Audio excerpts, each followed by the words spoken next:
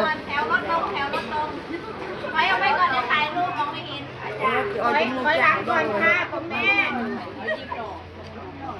อะไรจะถือโต๊ะวางโต๊ะ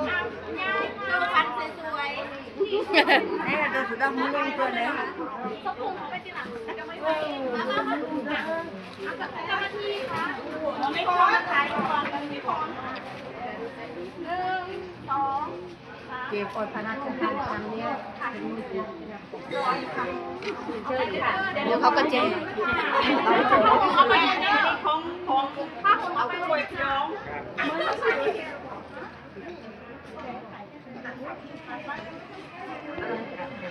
การนี้ได้ถึงไม่ใช่แต่เรียกว่าได้เดียว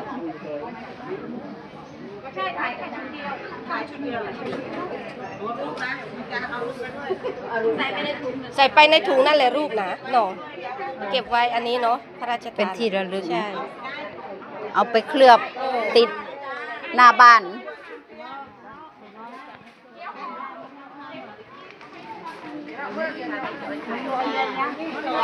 กินกับมาโปยนะกินกับโปยวันเลยค่ะก็มาแบ่งเป็นบาทยายหน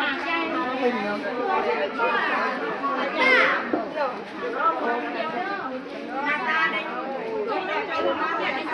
ใครที่รักไปเลยนะคะ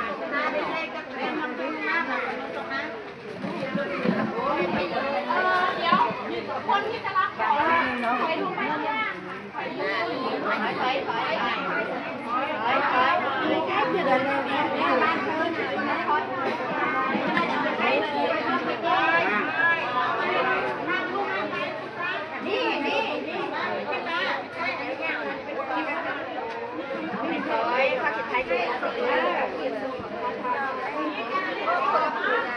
คนแก่เราจะว่า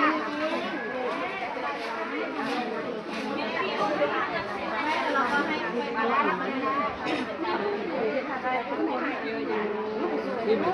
ยังไงจะแก่เ